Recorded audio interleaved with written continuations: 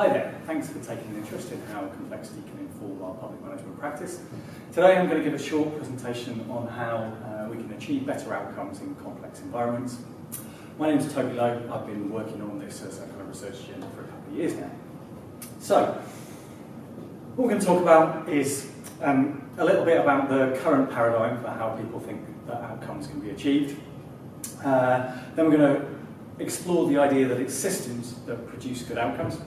And finally, we're going to look at what embracing complexity means as a way forward for really thinking and acting differently in order to achieve better outcomes. So, where do we start with all this? Well, I think the place to start is our current paradigm, and our current paradigm is broken. So, our current thinking is dominated by the idea that we should use outcomes to measure and manage performance in the public and voluntary sectors.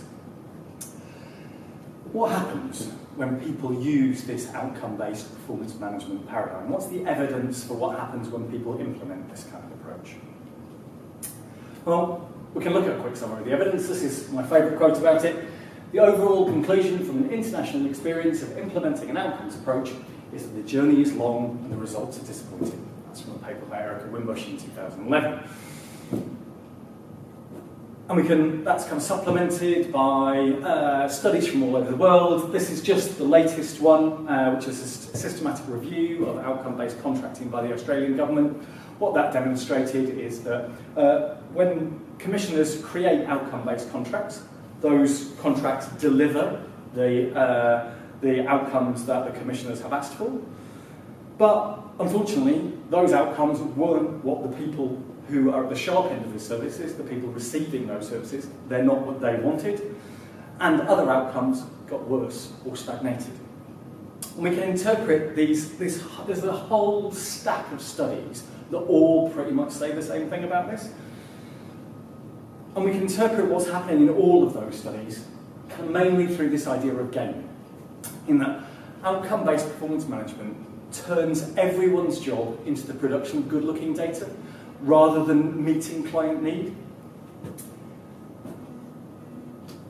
So, why do we see this time and again with outcome-based performance management? Well, there's two key problems that occur whenever outcome-based performance management is used. Firstly, there's a measurement problem, in that you would think that outcome-based performance management is actually getting at the important stuff. What happens in people's lives, what the real outcomes are. But the trouble is, outcome-based performance management can't really measure the effect of services on people's lives, because that's a really complex and difficult thing to try and measure. You've got to stay up close and personal for a really long time in order to get an understanding of how people's lives are changing because of a particular service. So what outcome-based performance management does is it uses a proxy measure, an approximation, to stand in for real outcome in people's lives, and it measures that and says, that's close enough, that'll do for our understanding of what an outcome is. But the trouble is, there's always a difference then between the proxy measure, so what's measurable, and what the experience of an outcome in someone's life really feels like. And this gap between what's being measured and the experience of an outcome in someone's life, when that measure is used as a performance target, is exactly a measure of the distortion effect created by proxy measures when used as performance targets. So, if we want to think about how this works in practice, think about the VW Dieselgate scandal. What do we care about as the experience of the outcome? We want diesel engines producing less pollution in the world. What can we measure? Well, it's difficult to measure the pollution that diesel engines put into the world when they're driving around, but what we can measure is the performance of those engines in the lab. So let's measure that, and that's close enough to the actual experience. How could that possibly create a distorting effect on the practice of the people doing this work? Well, actually, even that tiny gap creates a massive distortion effect. As we saw, we wasted thousands and thousands of hours of engineers' time on making engines that performed better in the lab, while still polluting the atmosphere when they're out driving around. So that is the effect of proxy measures on the actual performance and activities of those who are being measured by that. And if that occurs in something as simple and straightforward as engineering, imagine the distortion effects in a complex field like social interventions. So what outcome measurement is actually doing is taking the complexity of people's lives and shoving them in a box marked what's measurable. So it's trying to squash all of human experience into what's measurable, and therefore mistaking what's measurable for what actually counts in the world. So that's the first problem with outcome-based performance management. There's a measurement problem. Secondly, and in some respects more fundamentally, there's an attribution problem. In that it's not interventions, it's not services that create outcomes. Interventions don't create outcomes, so they're not attributable to those particular services or interventions. What do I mean by that? Well, let's look at the standard way of thinking about how an outcome is made from an outcome-based performance management perspective. This is a program logic model, many of you will have seen these, and what it does is it takes input resources, so the resources that an organisation or a program has, so the people and the buildings or whatever. You run a process, that produces outputs, like workshops and other kind of events like that, which create short-term outcomes, and then the long-term outcomes we really care about. This is a linear process of change, whereby if you do this properly and you do that properly, that will create these, which will create those. That's how people who think about outcome-based performance management understand how outcomes are made in the world. Look, this diagram is created by the people who wrote the book on how to measure outcomes and manage the results. Robert Sharp. Trouble is, that's nothing like how outcomes are actually made. So this is a better approximation of the reality of how outcomes are made. This is actually my favourite diagram in the world. It's a systems map of obesity produced by the Government Office for Science in 2007. And what it is an attempt to map the 108 different factors that they were able to identify at that point of how obesity is created as an outcome. So what leads people to be obese or not?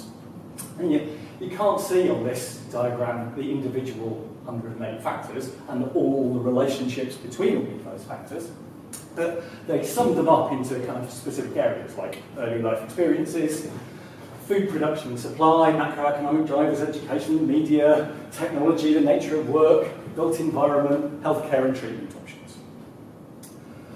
And what we can see from this diagram is that whether people are obese or not, that outcome is a product of this system as a whole. So the interaction of all of these factors together lead to whether someone is obese or not. Now look at this little corner of the system down here, healthcare and treatment options. These are the things we would typically commission or fund in order to address obesity.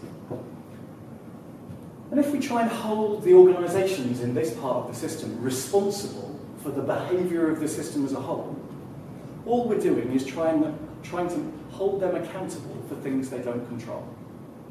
And if you try and hold organisations accountable for things they don't control, they learn to manage what they can control, which is the production of data. Hence, if you try and hold these people responsible for whether the people they're working with are obese or not, the only thing that they can do, rationally, is to game the system, is to produce good-looking data, which pretends that they're achieving this objective that they've been set. So, we can understand and interpret all the range of studies we see that demonstrate that outcome-based performance management creates gaming. We can understand this by saying it's the effects of proxy measures, plus the lack of control that exists in complex systems, requires and necessitates gaming.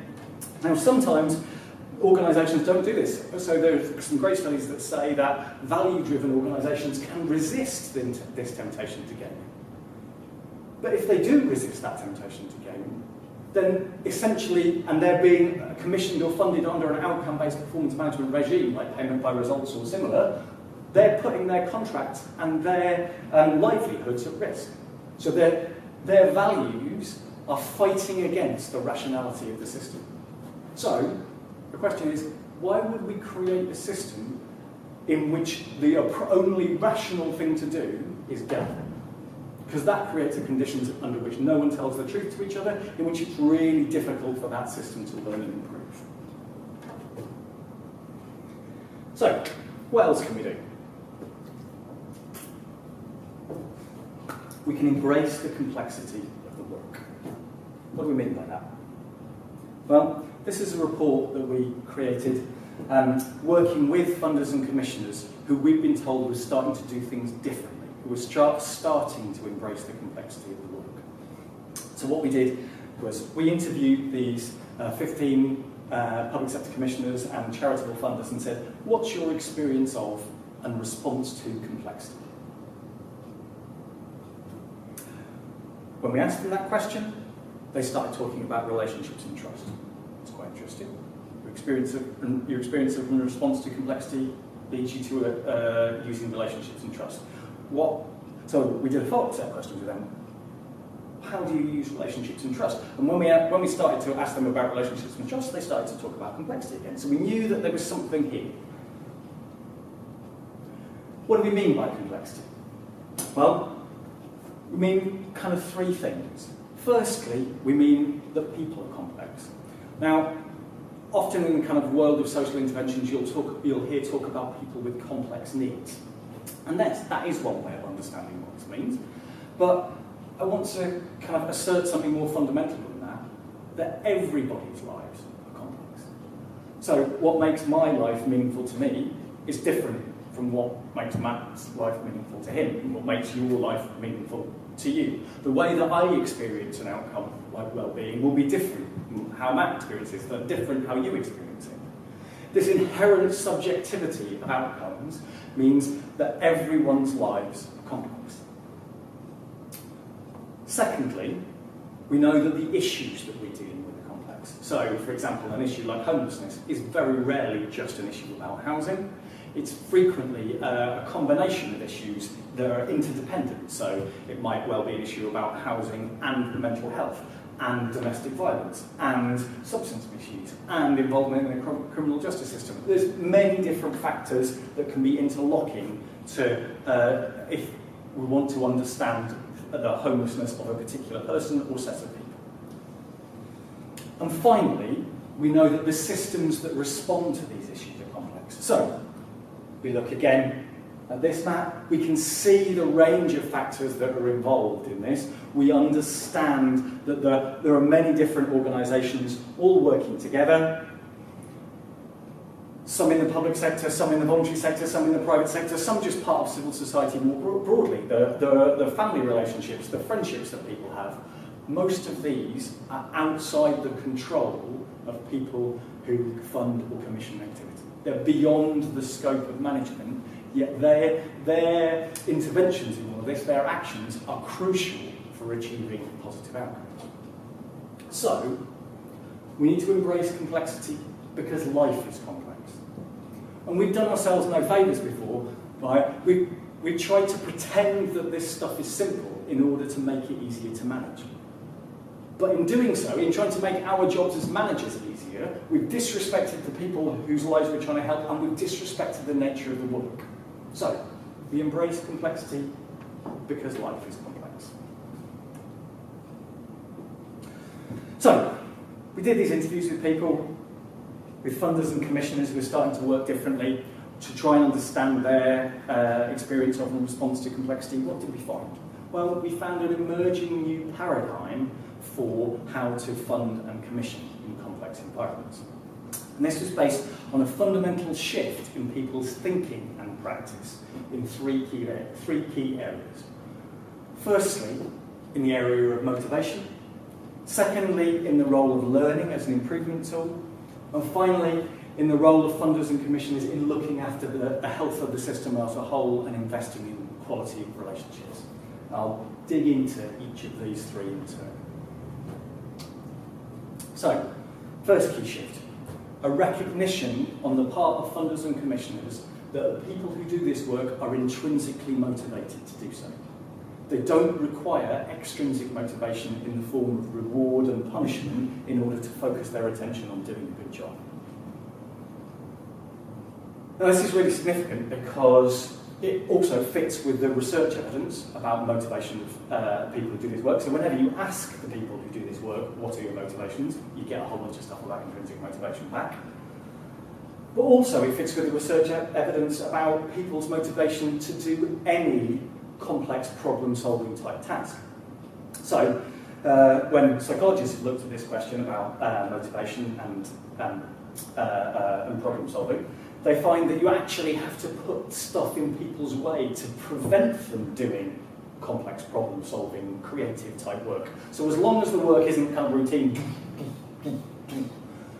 then people will be intrinsically motivated to do it, so say psychologists. And so then they tried some experiments to say, well, can we double this intrinsic motivation by layering on top extrinsic motivation? So can we get double our money by combining intrinsic and extrinsic motivation? Well, turns out no, because if you try and extrinsically motivate people who were intrinsically motivated, all you do is you crowd out the intrinsic motivation. So the extrinsic motivation turns everything into a transaction. People who were prepared to turn up and do stuff just because they felt like it was stuff they really wanted to do, now will only do so if the terms of the transaction are right. So, this is really significant because it fits better with the evidence about how human beings are motivated to do this work, but it's also significant because it unlocks a crucial aspect of performance improvement. Because if you don't need extrinsic motivation to focus people on doing the right thing, it unlocks the idea that learning is the driver for performance improvement. Learning becomes the engine for how stuff gets better. So, what did funders and commissioners say that they did in order to enable this idea that learning is the engine for performance improvement? They created a positive error culture. So that means they helped to create an environment where talking about mistakes and uncertainties is viewed as a good thing to do. How people work around here is talking about mistakes and uncertainties.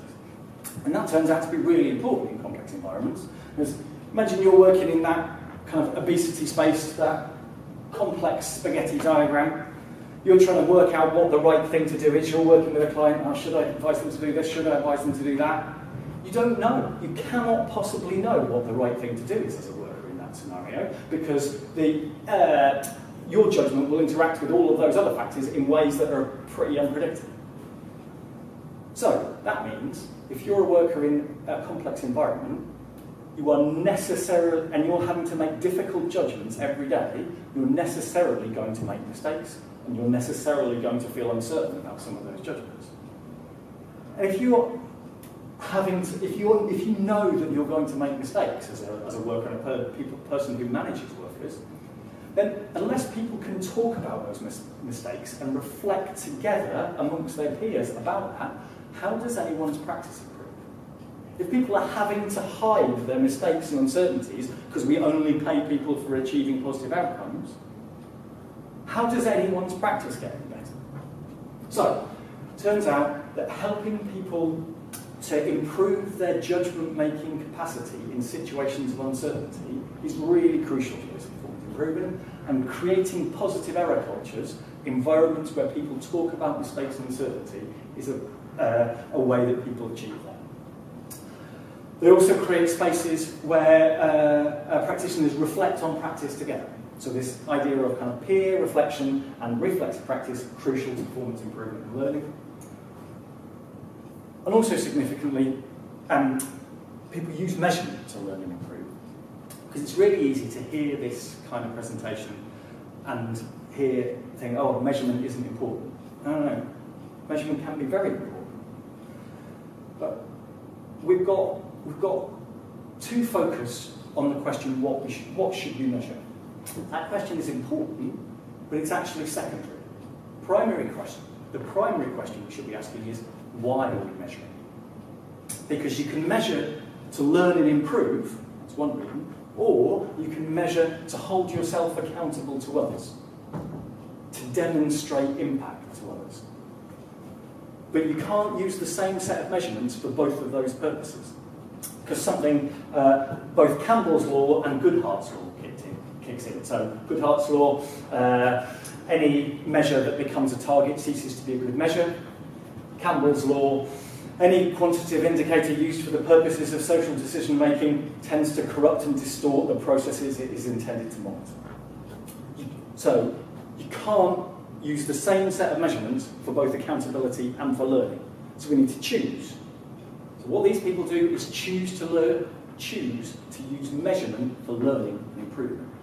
Because if you support the people doing this work with a bit of kind of facilitation and a bit of kind of expanded thinking, they will pretty much know what they need to measure to get better at what they do.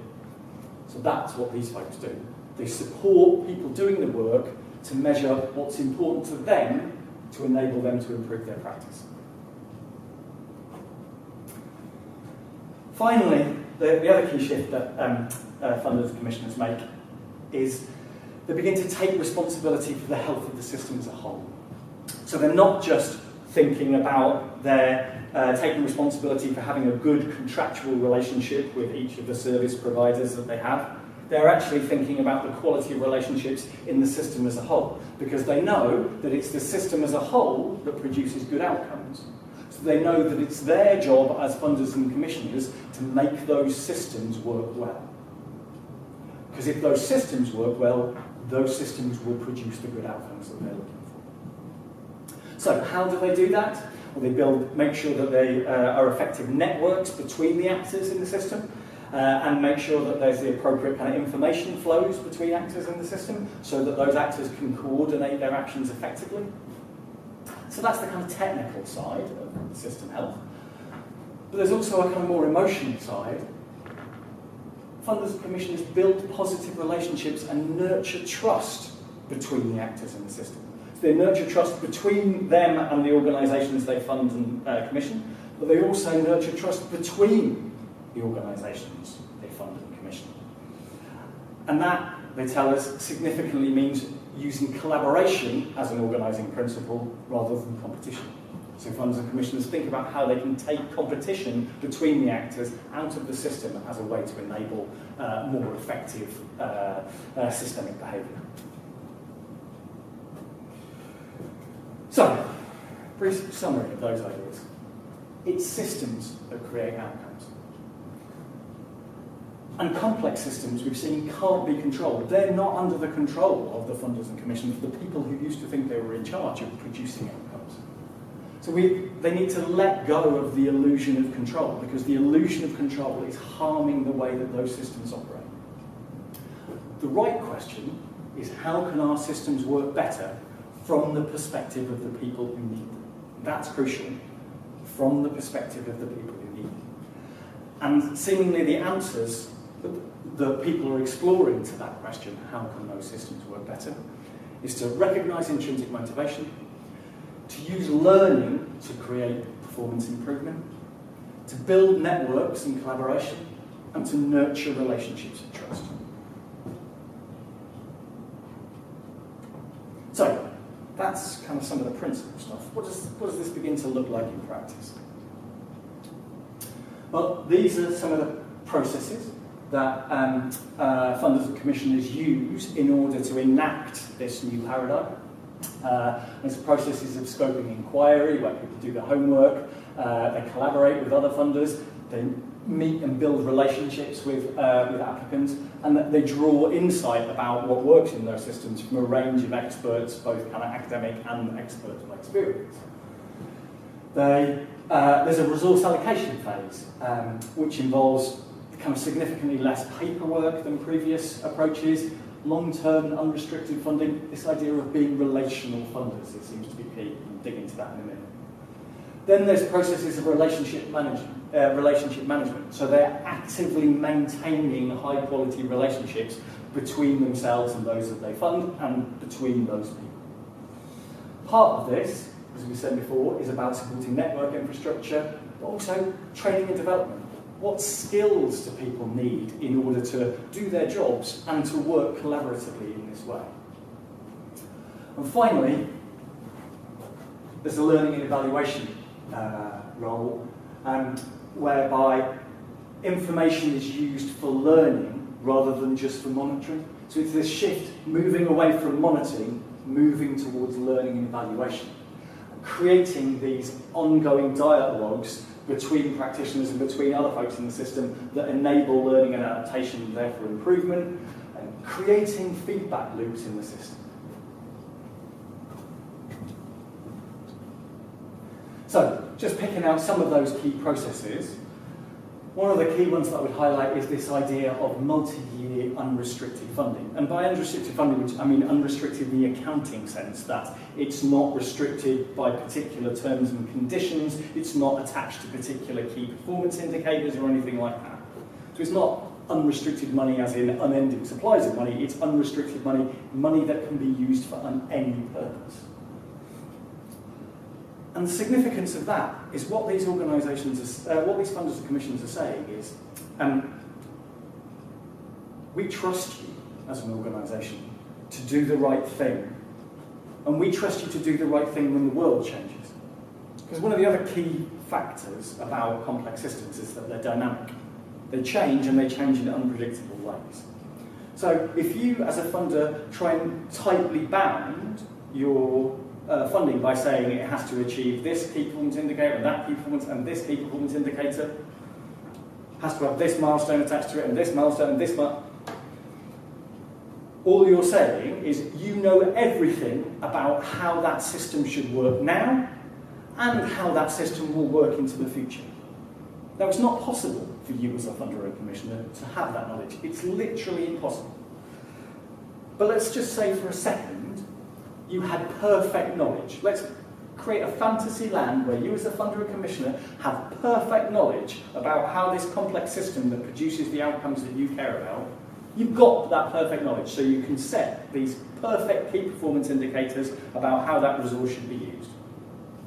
In 6 months' time, they'll be a little bit wrong. In 12 months' time, they'll be a bit more wrong. In 2 years' time, they'll definitely be wrong.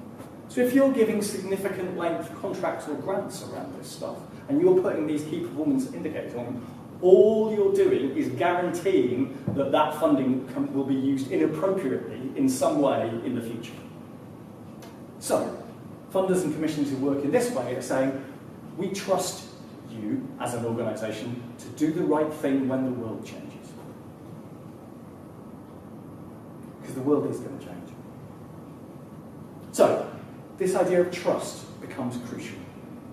Trust provides the confidence for organisations to let go of the illusion of control. From a funders and commissioners perspective, it means I trust this organisation to do the right thing when the world changes. Now, this creates a really significant question for this paradigm, for organisations working in this way. What's a good set of reasons for funders, commissioners, delivery organisations, citizens as a whole, really, to trust one another? What are a good set of reasons to trust? Because there are a whole set of terrible reasons to trust. I trust this organisation because it's got a charismatic chief executive. Or I trust this organisation because me as a funder and the chair, we used to go to school together. They're fabulous people. No, they're terrible sets of reasons to trust. But what are good sets of reasons to trust? What makes organisations trustworthy? Well, this is one of the sets of things we asked the funders and commissioners who worked in this way. And these are some of the answers that organisations who are working in this way currently gave.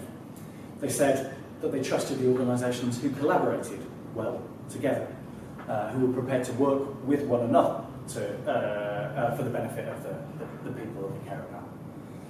They said that they trust organisations who know their roles within the system, so they know how their work fits in with the work of others in order to help achieve the purpose of those systems, to look after and support the people who are at the sharp end of all this.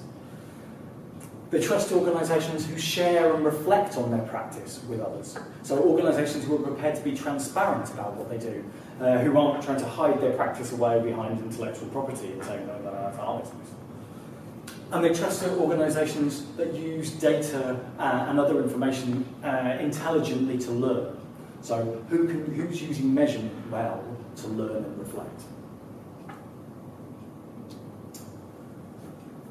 So what are the next steps around this work? Well, we're forming a community practice for organisations who want to work in this way. We had an incredible response from launching the report. It was only a year ago, really, and already we've had over 300 organisations put their hands up to say either we are working like this or we would like to work like this. So what we want to do is to enable those organisations to talk with each other about how to enact this practice, how to make this paradigm work in practice. And we're recording a bunch of practice from different people and making that available online. This is just one of those resources. But also, as a second piece of work, we needed action research to understand and fill in our knowledge gaps about how to make this paradigm work. Because we were able to, in the report, to talk at quite a high level about the different principles and cultures and processes that make this paradigm work. There's a whole set of detailed questions, how questions, that organisations need to answer in order to make this stuff work for themselves. So questions like, how does accountability work if we can't hold people accountable for results? What are good reasons for funders, commissioners, delivery organisations, maybe citizens, to trust one another? And what does a healthy system look like? How do we know if we've got one? If it's our job to create healthy systems, how do we know if we're doing a good job on it? So, for the organisations working in this way, we've created an action research project where we're going to drop research capacity alongside those organisations that are working in this way to help them see how they're answering those and other questions, and then feed that knowledge back into the community of practice. If you'd like to get involved with any of that, either in the community of practice or in the action research, speak to myself or Melissa, the researcher. Our contact details are coming in a second. So, thanks for listening. I hope that's been interesting.